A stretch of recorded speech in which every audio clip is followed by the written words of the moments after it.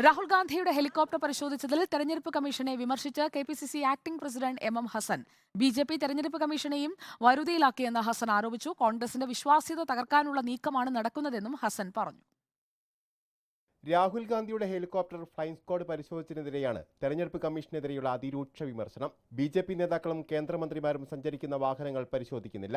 BJP നേതാക്കൾ കഴിഞ്ഞ കാലങ്ങളിൽ കള്ളപ്പണം കടത്തിയതിന്റെ ഓർമ്മയിലായിരിക്കാം ഇത്തരം പരിശോധനകളെന്നും എം ഹസൻ പരിഹസിച്ചു. തെരഞ്ഞെടുപ്പ് കമ്മീഷനെയും ബിജെപി വരുതിയിലാക്കി. രാഹുൽ ഗാന്ധിയുടെ ഹെലികോപ്റ്റർ പരിശോധിച്ചത് കോൺഗ്രസിന്റെ വിശ്വാസ്യത തകർക്കാനാണ്. നേരത്തെ ഫണ്ട് മരവിപ്പിച്ച് കോൺഗ്രസിനെ നിഷ്ക്രിയമാക്കാൻ ശ്രമിച്ചെങ്കിലും നിഷ്ഫലമായി. ഇലക്ഷൻ കമ്മീഷനെയും മോഡി ഗവൺമെന്റ് അവരുടെ നിയന്ത്രണത്തിലാക്കിയിരിക്കുന്നു.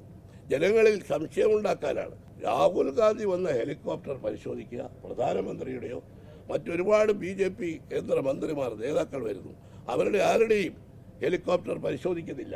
മോദി നിരന്തരം കേരളത്തിലേക്ക് വരേണ്ടതില്ല. കോൺഗ്രസിനെ പരാജയപ്പെടുത്താനുള്ള ദൗത്യം ഏറ്റെടുത്ത മുഖ്യമന്ത്രി പിണറായി വിജയൻ കേരളത്തിൽ BJPയുടെ സ്റ്റാർ ക്യാമ്പയിനറാണ്. തങ്ങളുടേതല്ലാത്ത 2 പേരെ ബലികൊടുത്താലും 2 MPമാരെ സ്വർണ്ണത്താരത്തിൽ വെച്ച് CPM മോദിക്ക് നൽകുമെന്നും എം ഹസൻ ആരോപിച്ചു. റിപ്പോർട്ടർ, കോഴിക്കോട്.